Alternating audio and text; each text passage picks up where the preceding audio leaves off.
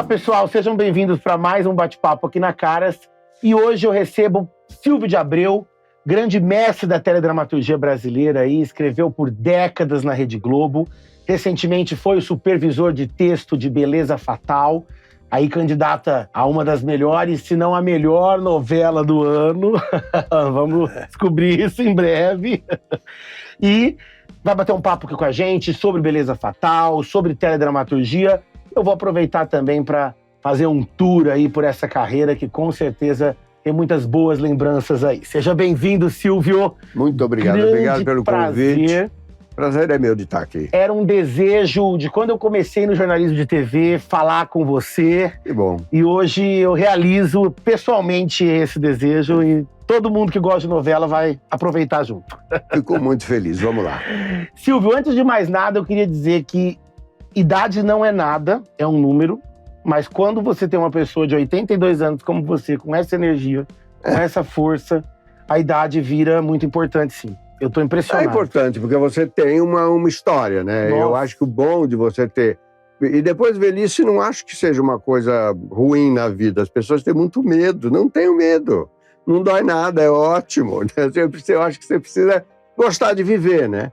Se você gosta de viver, se você tem uma boa vida, se você continua ativo, pensante, né? Lendo, realizando, tudo é muito bom. Quanto à idade, não muda nada. Eu tenho 82 anos, mas eu me sinto com 35 no máximo. E vou te falar. Não sinto esse peso. Não sinto esse peso da idade. Claro que olhando no espelho, você vê que está diferente do que era há 50 anos atrás. Mas isso não muda por dentro. Nada. Você envelhece por fora, mas por dentro... É muito bom que você continue jovem. Mas você tá com mais energia que muito amigo meu de 35. Se eu falar, vem aqui, ninguém vem e fica tanto que nós estávamos animados conversando pra lá e pra cá. Muito bom. E com toda essa energia, teve aí seu último trabalho, né, que a gente acabou de assistir, que foi a supervisão de Beleza Fatal. Você trabalhou junto aí com o Rafael, com o pessoal da Coração da Selva, Max, né? Que foi uma grande surpresa, né, Silvio? Olha, a gente realmente não esperava aquele sucesso todo. Enquanto eu trabalhava com o Rafael, eu sabia que eu estava trabalhando com um grande talento. E eu vou te dizer, eu tenho uma certa prática disso, porque o Rafael é a 4ª geração de autores que eu supervisiono e revelo. Entende? Isso me dá um orgulho muito grande. Quer dizer, eu acho que eu tenho novelas de muito sucesso, foi ótimo ter feito todas, mas esse trabalho que eu fiz há muitos anos, que eu faço desde 1984 que eu faço esse trabalho. O primeiro... Supervisão, né? Foi a primeira supervisão que eu fiz, e o primeiro autor que eu revelei foi o Carlos Lombardi, em 1984, na novela Vereda Tropical. Depois de lá vieram inúmeros, o Alcides Nogueira, a Maria Adelaide Amaral, a Andréa Maltaroli, que ela é ótima e faleceu, o João Emanuel Carneiro, enfim, tem vários, né? Fora o tempo que eu fiquei lá na TV Globo como diretor de dramaturgia, que eu revelei mais 21, mas aí eu não fazia a supervisão junto com eles, eu simplesmente os colocava para fazer, dava as diretrizes e com isso eu sinto, por exemplo, você hoje assistindo a Rede Globo, todo mundo que está lá, exceção do Valcir Carrasco, fui eu que votei, fui eu que revelei ou que dei a oportunidade para entrar. Isso me dá um orgulho muito grande, né? Porque você sente que você teve uma vida útil, né? Porque eu acho que é muito bom quando você faz o seu trabalho, quando você revela, quando você faz com que as pessoas se divirtam, você tem as novelas, tudo é ótimo. Mas você também deixar um grande legado humano, entende? É uma coisa que é um grande privilégio que eu tive. Então isso é uma coisa que me deixa muito feliz, além dos meus sucessos todos. Por isso que eu tenho energia com 82 anos. Sim! Não, e é legal porque, assim, a gente vê que muitos autores, eles são marcados na trajetória por escrever. Então, por exemplo, Maneco. Escreveu no Leblon. Maravilhosamente bem. Valcir, com suas diferentes facetas e tal. Mas você tem uma particularidade, que você, além de escrever, supervisionou, né? E depois foi chefe de dramaturgia. Que acho que talvez justamente por esse perfil de ter essa supervisão, né, e essas coisas. Eu nunca pensei em ser chefe de nada, muito menos de ter um trabalho burocrático dentro da televisão, né? Porque eu sempre fui artística. Eu escrevia novela, eu trabalhei como ator, trabalhei como diretor, escrevi novela, então ela sempre é a parte artística, né? Não que supervisionar não seja artístico, não que eu digo, sim. Você trabalhar no escritório, você não pode... Você tem a parte artística, você tem uma parte burocrática grande, né? Então, depois que eu fiz Passione, eu não queria mais escrever novela. Então, meu contrato estava terminando, eu falei pro Schroeder, que era o nosso chefe na época, que eu queria parar, que ele não iria renovar contrato. E ele me perguntou se eu não queria tomar conta do departamento. Eu disse a ele, olha, eu nunca fiz isso, eu nunca tive um trabalho burocrático dentro de televisão, um trabalho de você ficar no escritório, decidir as coisas, e fazer contas, e ver orçamentos e coisas assim. Mas ele me disse, não, você não quer tentar? Eu falei, tá bom, eu tinha ainda 6 meses de contrato, eu disse, tá bom, então vamos tentar esses 6 meses, né? Se não der certo, eu vou embora, acabou o problema. E eu fiquei 7 anos, né? E fiquei 7 anos numa posição que me deu um prazer enorme. Era muito bom trabalhar, muito bom poder revelar atores e diretores e buscar os textos e consertar aqui, consertar ali, ajudar também autores mais tarimbados que se perdiam no caminho da novela e conversar com os diretores, com os atores, foi muito, muito agradável. Eu só saí porque a TV Globo mudou o esquema dele. São ciclos, né? O ciclo dele mudou, quando virou uma só Globo, o meu departamento deixou de ser tão importante quanto era, porque o orçamento passou a ser administrado por outras pessoas, então eu não gostei, e aí eu não renovei o meu último contrato e fui-me embora. Essa que é a história. Mas foi um trabalho maravilhoso, que me deu muito prazer. E a TV Globo é um lugar, não estou mais lá, mas era um lugar fantástico para trabalhar. Era uma universidade. Então, você aprendia porque você tinha o privilégio de trabalhar com pessoas da melhor qualidade. Os atores trabalhavam com os melhores atores, os diretores com os melhores diretores, os autores uns com os outros. Eu era muito ajudado pelo Gilberto Braga, eu ajudava muito o Gilberto Braga. Eu trabalhei com Janete Claire, eu trabalhei com o Cassiano Gabus Mendes, eu conheci todos em reuniões, todos aqueles grandes autores, Benedito Rui Barbosa, Manuel Carlos, a gente trocou muitas ideias, fizemos muita coisa junto. E os atores eram a mesma coisa. Então, esse negócio de um aprender com o outro dentro da Globo foi que fez a Globo ser o que a Globo é, entendeu? Uma grande empresa com grandes talentos. Agora nem tanto, porque dispensaram, né?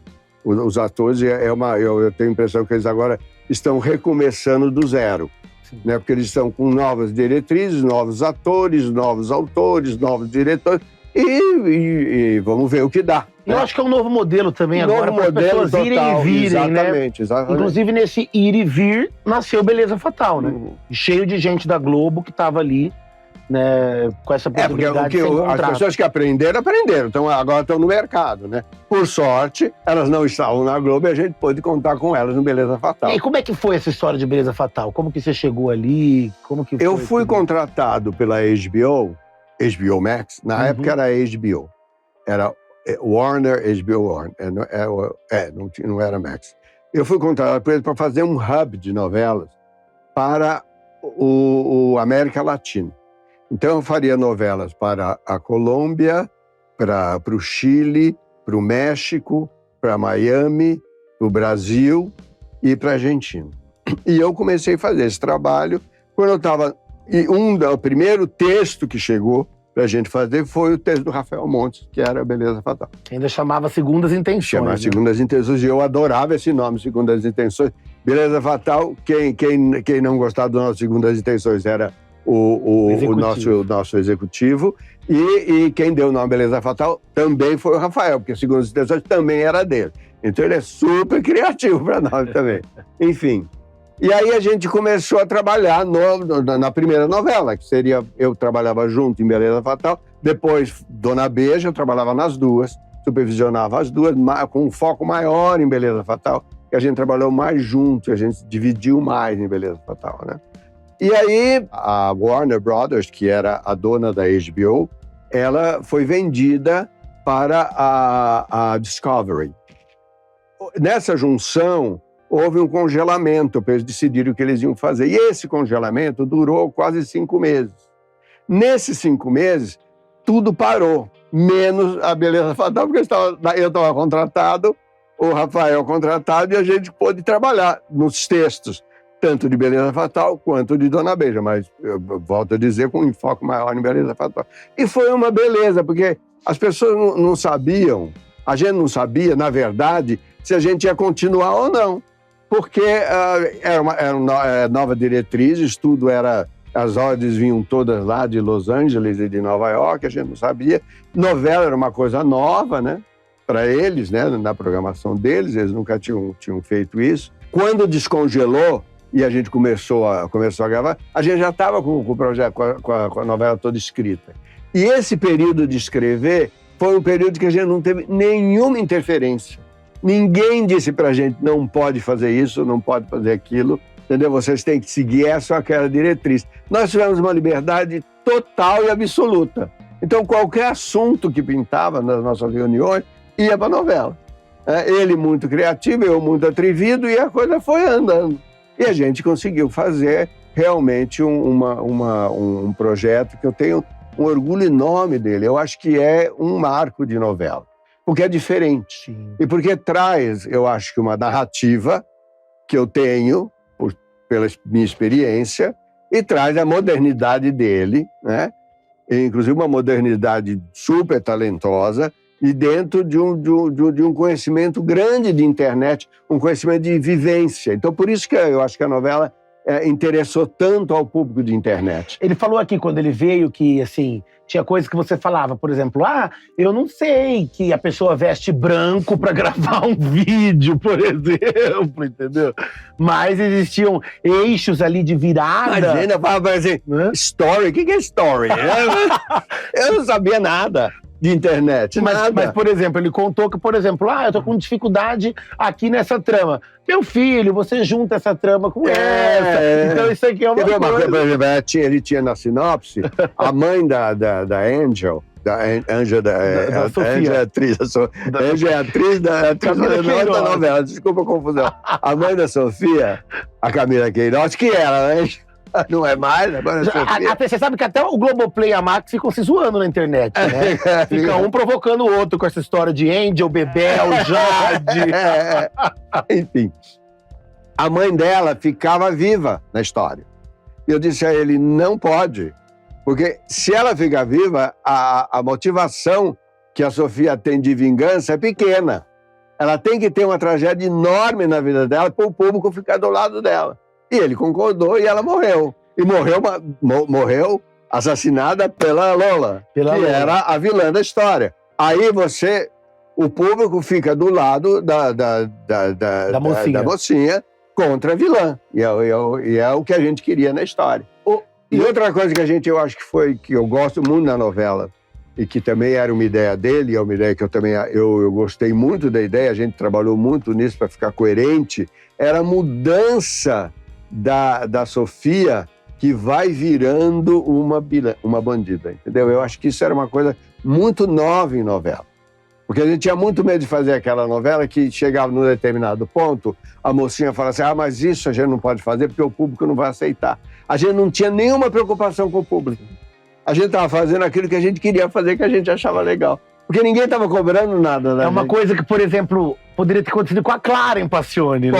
Mas ela já entrou malvada, mas poderia ter acontecido. Não, a Clara em Passione foi divertido, que eu vou te contar um truque que eu usei lá. Eu adorava Passione. Passione é uma das novelas que eu mais gosto. Eu gosto muito de Passione também. Ela não fez o sucesso que eu esperava que ela fizesse. Eu nunca entendi por quê. Porque ela tinha todos os elementos ali para ser uma grande novela. Porque tinha excelentes personagens, tinha uma história bem narrada, mas foi um grande sucesso da metade para o fim. A pesquisa não apontava, talvez, que fosse o núcleo italiano? Tinha muitas teorias, né? Que era o núcleo italiano, que tinha a história da avó que explorava as netas, que o público não queria ver. Na verdade, eu não sabia. Porque tinha gente que gostava dos italianos, tinha gente que não gostava. Na verdade, você acaba não sabendo o que era. Né? E eu fiz o que eu achei que eu devia fazer. Claro. Né? Mas aí chegou um momento da história que eles falam assim, o Totó é muito bobo, o Totó é muito idiota, esse personagem, o Totó, não sei o quê. E eu comecei a ver o seguinte, claro, o público, quando assiste a novela, e ele tem mais informação do que os personagens, ele acha os personagens idiotas, porque ele sabe. Como é que aquele que ele está vendo não sabe? Eu sei que essa Clara é uma bandida e que está enganando aquele. Mas ele não sabe. Olha como ele é bobo e olha como eu, público, sou esperto. É boa. Entendeu? Então, eu virei a história. Eu fiz ela, no meio da novela, eu fiz ela ficar boazinha. Lembra disso? Sim. Ela fica boa e tudo fazer. Aí ela ficou boa, ai que bom, não sei o que. Eles ficaram tão enganados quanto o Totó.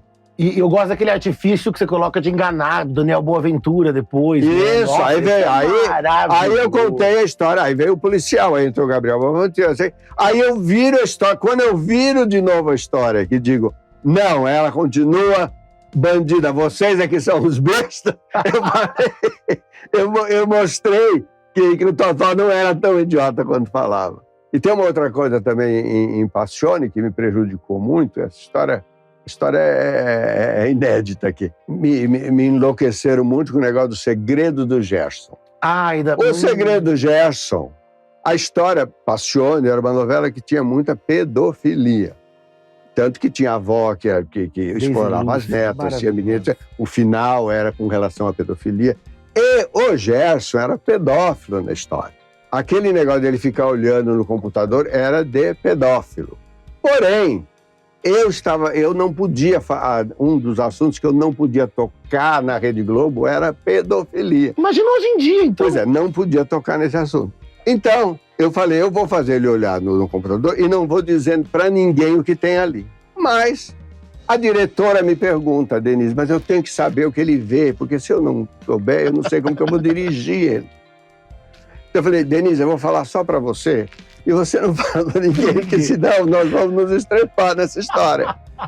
E ela falou, tá certo, mas aí na hora de dirigir, ela falou para ele, pro Marcelo Antoni, o que é que ele fazia. E ele, a primeira entrevista que ele foi dar, ele falou, eu sou pedófilo. Aí acabou. Eu recebi um memorando dizendo, você não pode tocar nesse assunto.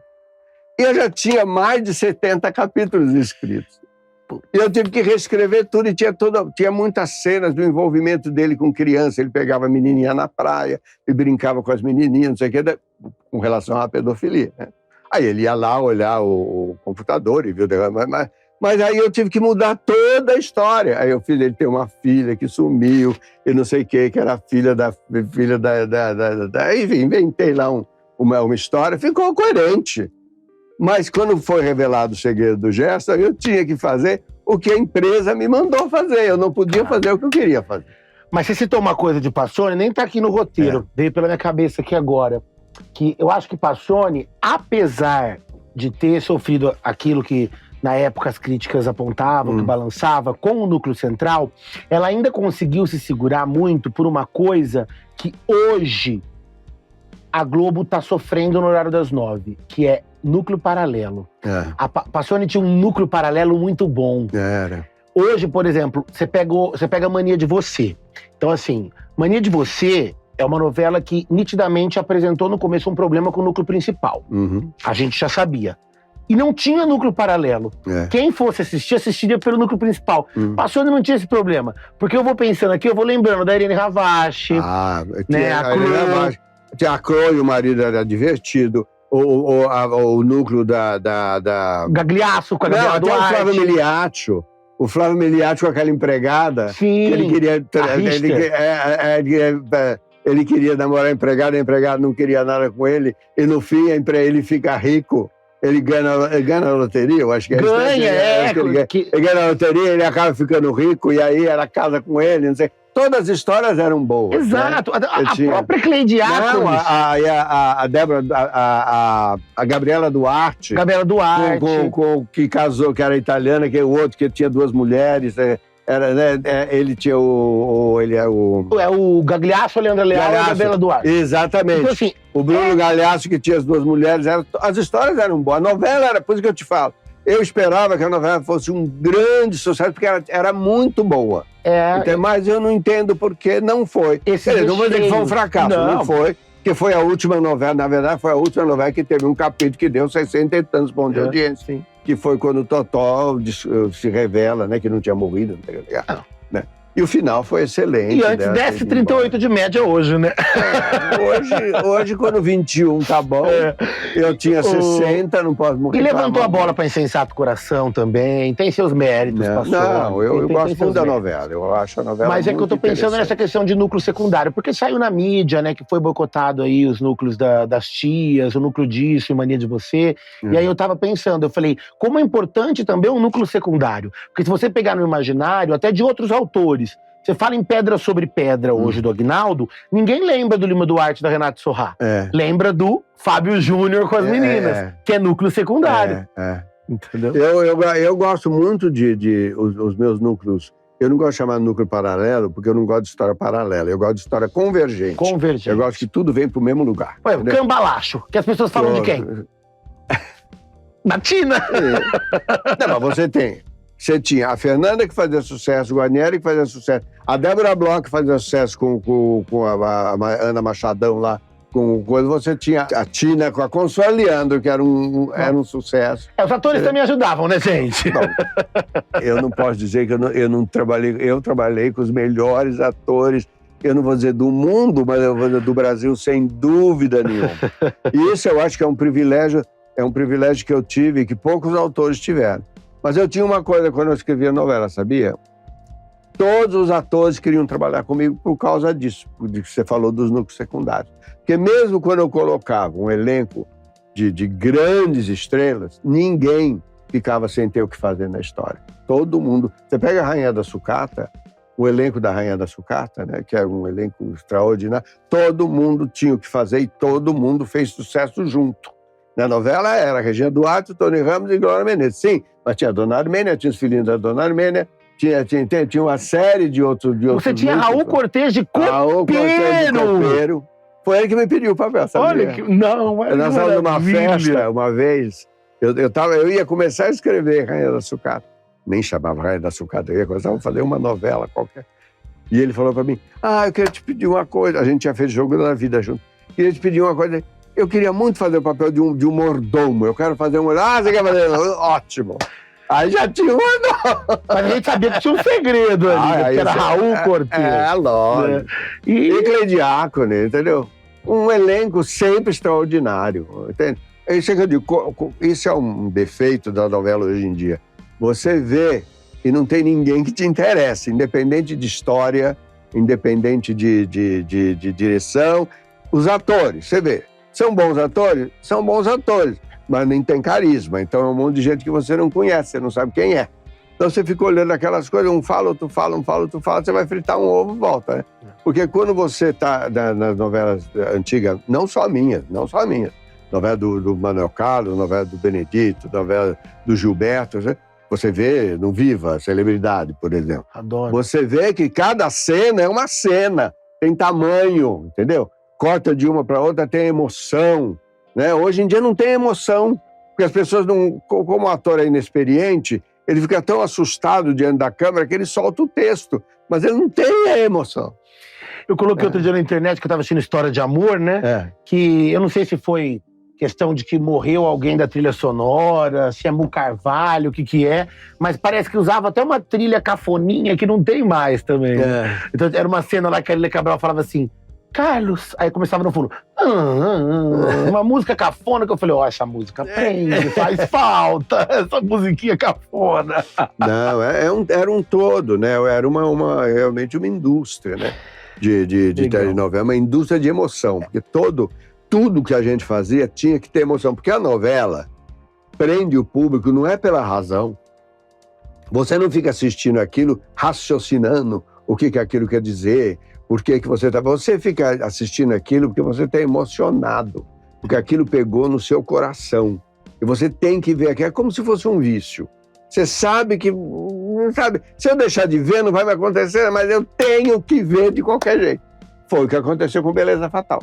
Beleza Fatal, as pessoas, como falam para mim da novela, elas falam que elas não conseguiam, pegavam 5 capítulos na segunda-feira, não conseguiam parar de ver. Porque uma coisa vai levando, porque era sempre emoção, emoção, emoção.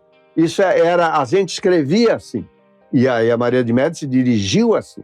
Não era nada era, em inglês é flat, que fala, era achatado, assim, sem emoção, nada era sem emoção. Tudo era muito emocionante, muito visceral, entende? Sim. Então, eu acho que esse foi o grande sucesso da novela também. Eu perguntei para algumas pessoas, assim, que gostam de novela, mas não trabalham com novela. Por que você gosta de Beleza Fatal? Ah, porque fala palavrão. Era uma coisa. Por que você gosta? Ah, porque dá vontade de ver o próximo capítulo. É isso que é o negócio. Por que você gosta? Ah, porque a Lola parece desenho animado. E o Rafael falou uma coisa interessante, que eu não tinha me atido a isso, não. Mas não sei se ele falou aqui com você. Que a Beleza Fatal é uma mistura de drama de novela das 7 com novela das 9. Falou aqui. Ele falou aqui, né? Que é maravilhoso. Eu acho que é isso mesmo, porque os personagens, eles são, não vou dizer caricatos, não, mas eles são os personagens além da realidade, né? Entendeu? Eles são alegóricos. São alegóricos, todos eles são. Tanto a mocinha quanto a bandida. As duas são acima do razoável, entendeu? E isso é fascinante. Porque você não é obrigado a fazer uma coisa sempre racional, seca, eu quero dizer isso, eu quero mudar o mundo, nada disso. Sim. Nós fizemos entretenimento. Pô, fica exagero um pouco também, não, né? Mas tem que ter, as minhas novelas sempre tiveram isso. Sim. Eu não reparei que a gente estava colocando isso em Beleza Fatal. Gente, Fedora é o cúmulo. Você pega Sassaricano, ou você pega Cambalacho mesmo, a Consuelo Leandro. Você vê o que eu sempre botei, você pega, sei lá, a belíssima, a Carmen Verônica, com a Iris Bruce. Bom, e aí eu queria, só para terminar agora esse assunto de Beleza Fatal, Beleza Fatal veio, acabou, tá na Band agora, né? Infelizmente, a gente não tá vendo uma enorme repercussão ali, como a gente gostaria. Isso é uma coisa boa de se falar. O público de internet é diferente do público de TV aberta? Ou a Band lançou mal a novela? Então, eu acho que eu não tenho uma tese com relação a isso. Eu também acho que Acho que foi mal lançada a novela, Mas eu não sei, porque uma novela que praticamente para o país, porque, às vezes você parece assim, eu não via uma reação de último capítulo de novela, como foi a reação do último capítulo de Beleza Fatal, que a gente soube de mais de 90 bares no Brasil inteiro que pararam para fazer festa. Sim. As pessoas foram lá. Camila Pitanga, eu a vi numa boate com mais de 3 mil pessoas berrando. Na Barra Funda. E isso foi uma coisa que aconteceu no Brasil inteiro. Sim. Ou seja, não é um sucesso que a gente inventou. A Patrícia Gaspar veio aqui, ela falou que ela sentiu coisa que ela não sentia do tempo da Caipora. Entendeu? E aí tem uma coisa que eu tô até escrevendo uma matéria bem legal sobre isso, que é como, já é outro assunto, mas que também reflete o pessoal de São Paulo tá sentindo. Que Beleza Fatal, por ter sido gravado aqui, deu muita oportunidade para ator do teatro paulistano. Porque hoje em dia, você sabe, não tá mais essa facilidade para gravar no Rio. Então, Georgette Fadel, Patrícia Gaspar, né? Várias pessoas que são conhecidas da cena aqui começaram a descobrir que por causa de Beleza Fatal, o teatro é uma bolha. E que a cidade que elas estão há 40 anos, descobriram ela pela TV. Então não é só uma bolha de streaming. Você veja também, que coisa curiosa, porque se você tivesse dito, se Beleza Fatal tivesse sido na Netflix, que é o streaming de maior audiência, não, mas a Max é a quarta. Você tem a Netflix, você tem a Prime, você tem a Globoplay, e depois você tem a Max. Entendeu? E a Max parou, ou seja, o produto, a novela Beleza Fatal, é um produto muito forte. Sim, foi pela novela. Na internet, todos os sites falavam de Beleza Fatal. Sim. Ou seja, nós não estamos inventando que isso foi sucesso. Isso foi um sucesso enorme. Por que quando vai numa televisão aberta, aonde você tem mais possibilidade, um número muito maior de pessoas para assistir, não faz sucesso? Então, eu não entendo, eu realmente não consigo é aquilo que eu te falei que é no teatro, né? Vamos lembrar que a faixa que vem depois é Show da Fé do R.R. Soares. Isso é uma questão também, né? A faixa que vem antes é o Jornal da Band, até aí tudo bem. Mas aí vem depois, tava passando um programa de entretenimento. Caiu um ponto disso. O povo migrou e foi assistir novela turca, né? A novela turca, ela também tem elementos folhetinescos. Ela é um pouco mais careta. Mas eu não acho Beleza Fatal tão progressista assim. Ela tem uma linguagem, não, mas... mesmo que seja, você teria um público que gostasse e um público que não gostasse, exato. As pessoas iam assistir, não gostei, pararam, mas não, elas não foram assistir. Eu acho que é hábito mesmo. Não, eu acho que a TV Bandeirantes é uma emissora de notícia e futebol. Né? Então, eu acho que é uma emissora muito masculina. Não que homem não goste de novela. Homem gosta de novela também. Não vai dizer que não gosta, é que gosta. Mas não é, talvez, o tipo de programa que eles procurem, né? Dentro da TV Bandeirantes, entendeu? Então, eu não sei. Eu acho que tem uma coisa aí que deve ser estudada. Para a própria TV Bandeirantes, para ela, imagino que esse horário vai continuar fazendo novela. Eu li que eles fariam o Amor com Café com Aroma de Mulher. Não, é comprada, enlatada, né? Sim, mas é uma novela. Sim. Então, tem que ter audiência, senão pra quem vai botar lá? Depois, estão pensando em produzir novelas. Era bom eles saberem por que essa novela, que seria um sucesso em qualquer lugar, não foi sucesso ali. Eu acho que é uma pesquisa que deve ser feita. Deve. Eu acho que sim. Mas eu acho interessante, ao mesmo tempo também, Beleza Fatal, ter feito esse barulho sem precisar da TV aberta. Não, eu acho maravilhoso. O que eu estou dizendo é, o streaming pode ter essa mesma força. E nós vamos continuar a fazer, evidentemente que sim. Evidentemente, a Max vai continuar a fazer novela. Espero que a Netflix volte a fazer novela, porque Pedaço de Mim também foi uma excelente novela. Então, isso que eu ia falar, ganhou a PCA de novela. Aí abriu aquela dúvida. É novela, não é? É série? Não, é novela. Novela é narrativa, é estilo, é jeito de contar uma história. A novela pode ter 5 capítulos, como pode ter 2.500. Depende de como você conta aquela história. Depende dos elementos folhetinescos que você tem dentro daquela história. Não é diferente da série e é diferente da minissérie. Sim. Entendeu? É novela. E Beleza Fatal é novela. Não, eu falo Pedaço de Mim. Não, Pedaço de Mim é a mesma coisa. As duas, tanto faz a Beleza Fatal. São novelas diferentes. Tem menos núcleo, né? Não, tem menos núcleo. Por quê? Porque tem muito núcleo uma novela. Não é porque você tem 200 capítulos. Sim. Para você gravar 200 capítulos todo dia, você não pode ter um núcleo pequeno, porque senão os atores vão morrer. Você não aguenta. Então você é obrigado a ter muitos núcleos para você poder dar folga os atores não gravar toda hora, senão eles vão enlouquecer. Numa novela de 40 capítulos, dá para você fazer. Sim. Entende? E você também precisa, na TV aberta, quanto maior a novela, mais dilui o investimento, né? Por quê? Porque você põe no ar a novela e, em cada intervalo, a cada 15 minutos, você tem 5 minutos de comerciais e você ganha. O streaming não tem isso. O streaming ele é um produto fechado. Não vai parar, não vai ter comercial. Então, quanto maior for, mais caro fica. Então, é mais interessante fazer mais curto. Entende? Mas a narrativa, o estilo é novela. Os personagens são diferentes. De personagens de série, personagens de... Muito mais, a novela pede personagens muito mais emocionais, entendeu? Do que a série ou do que a minissérie. E o brasileiro ama, não adianta. Lógico, sem dúvida. Tá assistindo Vale Tudo, Silvio? Eu vi o primeiro capítulo só, mas eu achei muito bem.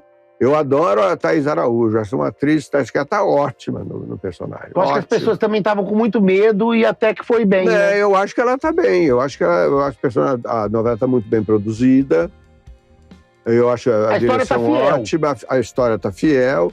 Eu acho que tá indo bem, eu não sei como tá indo bem, como tá indo de audiência, eu não sei. Tá 23, 22, a mesma coisa. Mas assim, isso é uma outra coisa, muito, né? Será que é isso? Daqui pra frente é isso? Acho que pode ser o novo 35, né? O novo 30. Eu não sei, mas é estranho que você tenha uma novela das 7 Dando a mesma coisa, né? Então, alguma coisa está errada. Os horários, né? Da mesma coisa que eu estava falando da Bandeirantes, com relação a... eu acho que a Globo também devia rever o que é que está faltando nas novelas. Eu acho que eu já sempre falei que eu era contra remake, porque eu fiz Guerra dos Sexos, detestei, foi péssimo. Você foi fiel ou você mudou? Como que é? Na época, você foi fiel ou você fez mudança? Eu mudei muita coisa. As pessoas falam que eu copiei só, que eu colei, mas nada. Deu um trabalho enorme de mudar muita coisa. Que era outra realidade já, né? Era outra realidade, mas o projeto Guerra do Sexo 1983 era um projeto totalmente novo, ninguém nunca tinha feito aquilo. Sim. Eu tinha um elenco de Tarcísio Meira, de Glória Menezes, de Fernanda Montenegro, de Paulo Altran, e ninguém tinha feito comédia em novela, tudo era novidade, entendeu? Quando eu fiz em 2 milhões, todo mundo já tinha copiado tudo aquilo. Só o Valcir Carrasco foi 500 vezes aquela cena do pastelão. Do jogo na cara. É maravilhoso. Nada era novidade, entendeu? Tudo já tinha ido. Eu não acho que é porque tratava a briga do homem com a mulher, que em 1983 era uma coisa importante, e não é. É porque a novela envelheceu. Envelheceu porque ela foi muito chupada, todo mundo pegou muita coisa ali. E não tinha nenhuma novidade. Tudo já tinha sido feito, refeito e chupado. E Vale Tudo sofre disso também, né? Exatamente. A chegar no Vale Tudo. Verão 90. Exatamente. Aí você chega no Vale Tudo, tudo aquilo que aconteceu naquela época, não só porque a época era propícia, não só porque a gente estava saindo da ditadura, não só porque você tinha um elenco maravilhoso, uma história excelente, mas você tinha aquele momento onde juntou tudo isso. A música que está tocando hoje na Vale Tudo, que é a mesma música que tocava o público de hoje não gosta daquela música mais. A gente que é daquela época gosta, mas o público de hoje é outro tipo de música que ele gosta. Então o tipo de música, o tipo dos atores, apesar do elenco tá muito bom, ser um elenco coeso, mas não tem aquela aura, aquele charme que tinha em 88. Não, 88. Em 1988. O mundo muda. Eu tenho uma sensação que é como a Televisa faz com as novelas. Eles colocam a mesma fórmula, porque sabem que vai dar certo, mas aí você não acompanha. Mas aí que está o problema. Aí eu acho que a Globo era bom prestar atenção nisso, porque a Televisa era a emissora de maior sucesso da América Latina. Quando ela começou a fazer remake, ela acabou. Mas você entendeu o que eu quis dizer, Eu entendi o que você quis dizer. Ela acabou porque... No comodismo... Sabe o que é? Nada é mais forte do que a memória. Sabe, a memória vai gravar aquilo ali e vai ficar daquele jeito, é daquele jeito que você gosta. É uma coisa, você escuta, sei lá, uma cantora cantando uma determinada música que você gosta. Outra cantora grava, você prefiro aquela lá. Pode até ser melhor para uma outra pessoa que ainda não ouviu aquela ali. Mas para quem já viu, quem já curtiu, quem gosta daquilo, vai querer ver daquele jeito. E também é difícil, mesmo que faça sucesso, que cause o mesmo rebuliço que causou na época que foi. É impossível. Maravilha. Porque mesmo Pantanal, que foi sucesso, né? Que não foi um sucesso, assim, foi sucesso. Na época foi muito sucesso. Na época que foi feita Pantanal, foi um enorme sucesso para a Manchete. Foi como Beleza Fatal, entendeu? A Manchete era uma emissora que não tinha aquela audiência. A audiência de Pantanal nem era muito grande para a Manchete, mas não era. Você estava em Rainha da Sucata. A Rainha da Sucata dava 65 pontos, Pantanal dava 20. Só que 20 pontos para a TV Manchete era muito. E esses 20 pontos eram tirados da programação da Globo, que vinha depois de Rainha da Sucata. Tentaram fazer Araponga, não vingou. Não só. Acabou com TV Pirata, acabou com todos os programas. Porque o programa tinha 40 pontos de audiência. Acabava a Rainha da Sucata, entrava programa que deveria ter 40 pontos de audiência. Tinha 20, porque 20 foi pro Pantanal. Entendeu? Então o problema era esse. Enfim. Maravilhoso. Bom, eu queria fazer um apanhado da sua carreira aqui, mas antes eu queria só perguntar. E hoje, com essa energia aí, vai falar que você vai ficar aposentado, né? Eu não estou aposentado, eu estou em recesso. Ou seja, Não, eu quero fazer alguma coisa que me dê vontade de fazer. Eu tenho várias propostas, de Netflix, de TV aberta, mas eu quero fazer alguma coisa que eu tenha prazer de fazer, entendeu? Então eu estou muito escolhendo isso eu não quero, eu quero, mas eu quero assim, não quero assado, e vamos ver o que acontece, entendeu? Mas estou super feliz também por causa disso. Sim, claro. É muito bom você com 82 anos de idade ainda ter proposta de trabalho, né? As pessoas ficam reclamando, não é? Sim. Então eu tô em recesso. Daqui a pouco eu conto. É um nome que a gente ainda vai ver no mercado aí, Silvio de Abreu. Vai. Pode esperar que virá. Legal. Silvio, eu preparei aqui para a fase final da nossa entrevista. Na verdade, a gente vai falar de mais assuntos, mas nós já falamos mais de 40 minutos, não, então eu falei demais. Eu adoro, imagina. Depois a gente corta, a gente faz vários cortes, e aí quem assistir inteiro vai falar assim, podia ser 3 horas. Ó, é o seguinte, o Silvio, né, ele começou em cenografia, para quem não sabe, no EAD, né? Foi ser ator, né? Foi lá que ele começou com a Cleide Diáconis e todo esse pessoal aí que a gente viu que ele levou. E aí, depois de tudo isso, ele passou pelo cinema nos anos 70, dirigiu, trabalhou com Carlos Manga. Toda essa biografia dele aí, a gente tem vários acervos. Mas o que eu quero fazer um game aqui com ele que ele vai gostar. Que é assim, ó.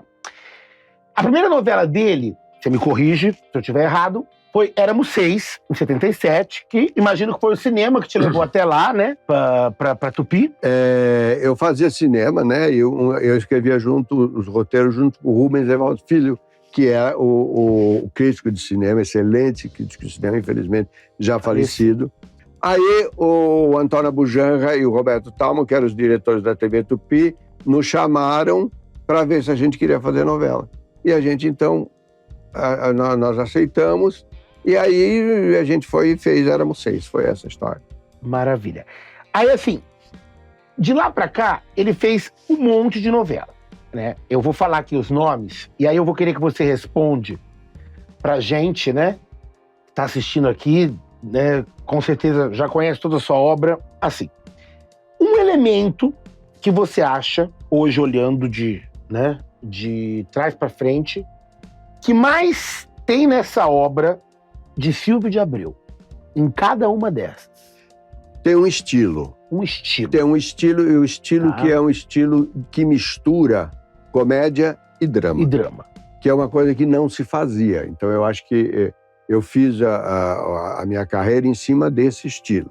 Então eu sempre uso vários tipos de comédia, ou seja, a comédia italiana, a comédia dell'arte, o pastelão, o screwball comedy, whatever, ou qualquer um tipo de comédia, com o drama, o melodrama, o dramalhão, o drama mexicano, o suspense, o thriller, enfim, eu gosto de misturar esses estilos. E essa mistura de estilos foi que fez o estilo Silvio de Abreu. O que você poderia ter feito em alguma das novelas que você não fez? Que você tem isso sempre em mente? A gente tinha muita coisa, eu acho que tem. Eu te contei mesmo agora o negócio da Passione, né? Pecado Rasgado, Plumas e Paetês. Pecado Rasgado, por exemplo. É uma frustração minha, Porque foi a primeira novela que eu fiz, era uma novela onde eu queria implantar comédia, porque uma das coisas que eu mais gostava de assistir era comédia romântica, eu sempre gostei de comédia romântica, e tinha visto muita comédia dos anos 30, 40, de Katharine Hepburn com Spencer Tracy, ou de 50, Doris Day, Rock Hudson, whatever. Então eu tinha, quando eu fui para a televisão, eu sempre dizia assim, por que novela tem que ser sempre ou romântica ou dramática? Ela não pode ser divertida. Queria fazer comédia. E em Pecado Rasgado eu escrevi com essa ideia. Mas o diretor não entendeu a ideia. E aí saiu outra coisa e me deixou super frustrado. E eu fui fazer essa ideia só da metade do Jogo da Vida para o final, e depois eu fiz a minha carreira em cima disso. E fez os anos 80 e até hoje é usado, né? Vamos ser sinceros. Eu acho até que hoje. Sim. Falou em Novela das Sete. Hoje, Novela das Sete é o estilo que eu plantei. E aí depois, quando você foi para as 9, né, que era as 8, com Rainha da Sucata, teve um novo estilo, de certo modo. Que era... Na novela das 9, eu comecei fazendo comédia. Aí a novela não deu certo, ela começou a dar problema. Aí eu falei pro Boni, tá bom, mas para eu fazer novela das 9, que é dramática, eu preciso fazer alguma coisa antes que eu aprenda a raciocinar drama. Que eu só raciocino comédia, é diferente o raciocínio quando você arma uma história para fazer comédia ou para fazer drama. Os personagens são diferentes, as situações são diferentes, o que você planeja é diferente. Então ele falou, tudo bem. Aí eu fiz uma minissérie, Boca do Lixo, que era uma minissérie super dramática, com crime, patata. Maravilhosa. Muito bem. Uma das melhores trilhas também que eu já vi. Era muito boa. Quando eu terminei Boca do Lixo, falei, bom, agora me dá um tempo para eu bolar uma novela, para a novela que vai entrar daqui a um ano. Tudo bem. Só que televisão não é assim. Pressa. Aí o Dias Gomes ia fazer uma novela, eles não gostaram da novela do Dias Gomes, que era Araponga. E eles não gostaram de Araponga. E o Boni me chamou e falou, não, você tem que fazer uma novela agora. Eu falei, mas agora? Para quando? Ele falou, para estrear em março. A gente estava em dezembro, eu não tinha nada. Eu fiz a sinopse da Rainha da Sucata em um mês. Sentei e fiz, e comecei a escrever a novela em janeiro para estrear em março. E aí, quando a novela estreou, foi meio um susto, assim, as pessoas não estavam entendendo direito. Aí Gilberto Braga, meu amigo, eu fui conversar com ele, falei, o que é que está errado? Ele falou, está errado que você está misturando personagem dramático com personagem cômico. Você tem que separar os dois. Você faz drama com dramático e comédia com... Eu falei, então tá bom, aí tá fácil. Aí eu botei toda a comédia na Dona Armênia, nos filhinhos dela, no Flávio Miliati, aquele pessoal lá, e botei o drama na Regina Duarte, na Glória Menezes, no Tony Ramos, e aí foi um puta sucesso, entendeu? Então o Gilberto foi quem me deu a luz e me deu o caminho. Tanto que a Dona Armênia até voltou depois. Aí eu já sabia misturar, aí já dava, aí daí pra frente eu formei o estilo, entende mais? Quem me deu a chave foi o Gilberto. Ô Silvio, as suas obras elas estão todas ainda muito atuais, e a gente viu isso pelo Viva, pelo Globoplay, mas em particular, o que você acha assim, que envelheceu menos?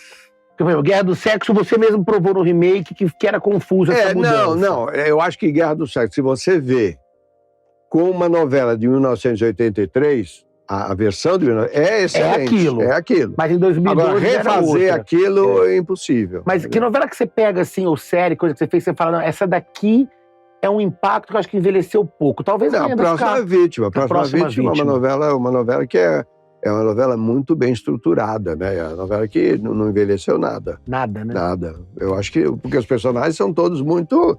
São todos muito modernos, já eram naquela época, né? Maravilha. Eu acho que Belíssima também é uma novela muito bem estruturada. Eu gosto muito de Belíssima também. Eu sou muito metido, desculpa. Mas você não, pode. Eu não sou nem um pouquinho modesto com o meu trabalho. Nem um pouquinho. Eu gosto muito e tenho orgulho enorme de tudo que eu fiz e gosto. E gosto de rever, gosto. Não sou aquele que fala, eu já fiz, acabou, não quero saber. Meu passado é passadão. Meu passado é passadão. Meu passado é presente. Ô Silvio, eu cortei vários assuntos aqui, porque vai ter... Que eu falo quando demais. Você estiver lançando... Não, quando você estiver lançando seu próximo trabalho, eu vou guardar, que aí você vem divulgar e a gente fala do assunto que não deu. Mas o último, esse eu vou ter que falar, é Janete Claire. Muita gente não fala, mas você tem uma passagem com Janete, né? Você, se não me engano, você colaborou alguns capítulos de Sétimo Sentido. 90 capítulos. Eu escrevi no Sétimo Sentido.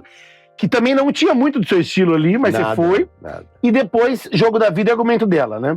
Eu vou contar a história de Vamos lá. Vamos terminar com Janete Claire, que tá fazendo 100 anos agora. Exatamente. Eu fiz eu acho que um dos grandes orgulhos da minha vida é ter sido escolhido por 2 autores fantásticos, sem nunca tê-los conhecido pessoalmente, até então. Ou seja, quando o Cassiano Gabus Mendes teve um infarto, eu estava fora da TV Globo, porque eu tinha feito essa novela Pecado Rasgado, pedi demissão e fui embora. Quando ele teve o infarto, ele me indicou para continuar a novela. Então eles foram atrás de mim, eu estava fazendo cinema nessa época, eu estava fazendo Mulher Objeto, estava terminando de dirigir Mulher Objeto, e a Globo me chamou, eu fui falar, nem falei com ele, porque ele estava no hospital. Eles me mandaram os capítulos, eu li com a minha mulher 100 capítulos no fim de semana, ela lia um, eu lia outro, eles contavam o que aconteceu, e comecei a escrever na segunda-feira, na quinta-feira já mandei os capítulos, a novela deu certo, foi mais sucesso, eu fiz mais de 100 capítulos da Plumas e Paetês. Tá aí no Viva passando. Tá no Viva passando. Não sei se foram 6, foi um monte de capítulos. Enfim, estava lá na TV Globo. A Janete, o Boni tinha pedido um argumento de novela para a Janete Claire, e a Janete Claire deu um argumento chamado As Quatro Marquesas, que era a história de $1 milhão que estava enfiado. Marquesa era aquelas cadeiras tipo marquesa, né? Essa marquesa, aquelas cadeiras sem encosto, né? E ele tinha... E ele gostou da história, e ela falou, mas eu não vou escrever, porque eu não escrevo novela das 7. Eu só escrevo novela das 9. Podia, das 8. E ele falou, bom, então quem que você quer que escreva? Ele falou, aquele moço que escreveu Plumas e Paetês. Olha só, eu não conhecia a Janete Claire. Eu sou de São Paulo. Eu nunca tinha ido sequer em festa lá na TV Globo. E ela me escolheu. E acho que isso ela escolheu porque ela viu o trabalho em Plumas e Paetês e gostou. E aí eu fui falar com ela, li a história, gostei. Posso mudar aqui, posso mudar ali, posso fazer isso? Tirei as marquesas, botei os cupidos, eu mudei o nome de Quatro Marquesas para Jogo da Vida, não sei o quê, e fiz aquilo. Tudo bem, foi ótimo, nos demos super bem, uma pessoa divinamente assim, educada, inteligente, muito, muito, muito carinhosa. E a gente ela me deu toda a liberdade, eu fiz a novela, foi um puta sucesso, tudo bem. Aí ela foi fazer, no meio do Jogo da Vida, ela começou a fazer Sétimo Sentido. No Sétimo Sentido, nessa novela, ela descobriu o câncer no intestino. Ela ficou muito mal, muito mal. Me chamou na casa dela e disse, naquela época, tem que fazer um parênteses aqui, ninguém escrevia com colaborador, nenhum de nós. A gente escrevia sozinho. Sentava na máquina de escrever. Não existia computador. Você errava de jogar o papel fora? Jogava fora. Ou então rabiscava e colava um pedaço em cima. Ela me chama e diz, eu estou com essa doença, eu vou ter que operar e eu preciso continuar escrevendo. A novela está no ar. Você quer escrever para mim? Eu falei, claro, se você quiser. Ela falou, mas ninguém pode saber. Porque ninguém pode saber, porque naquela época, se dissesse que alguém estivesse escrevendo a novela de outra pessoa, não sabia se ia continuar fazendo sucesso ou não, porque o sucesso era Janete Claire, entendeu? Eu falei, não, tudo bem, eu faço. E aí, eu moro em São Paulo, né? Eu fui para o Rio de Janeiro, fiquei num hotel durante 3 meses, sem sair de lá, escrevendo todo dia.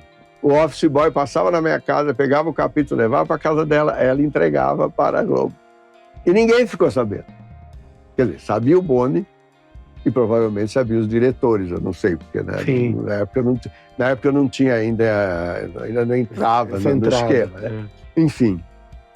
E aí, quando terminou a novela, ela foi super gentil, me agradeceu demais, a gente teve momentos muito, muito, muito bonitos. E aí, quando eu fiz até o penúltimo capítulo, e eu disse, bom, Janete, agora aqui é o último capítulo, você fecha a história, né? A história é sua, você fecha. Ela falou, não, você faz até a metade e eu faço até a metade. Então, o último capítulo do Sétimo Sentido, metade eu escrevi, metade ela escreveu. E ela nunca mudou nada do que eu escrevi, ela mandava o capítulo que eu tinha escrito. E não para por aí não, tá? Inclusive agora, nesses 100 anos do centenário da Janete, eles estão relançando um livro, que foi a novela que a Janete lançou em folhetim na revista Manchete em 80, que é Nenê Boné.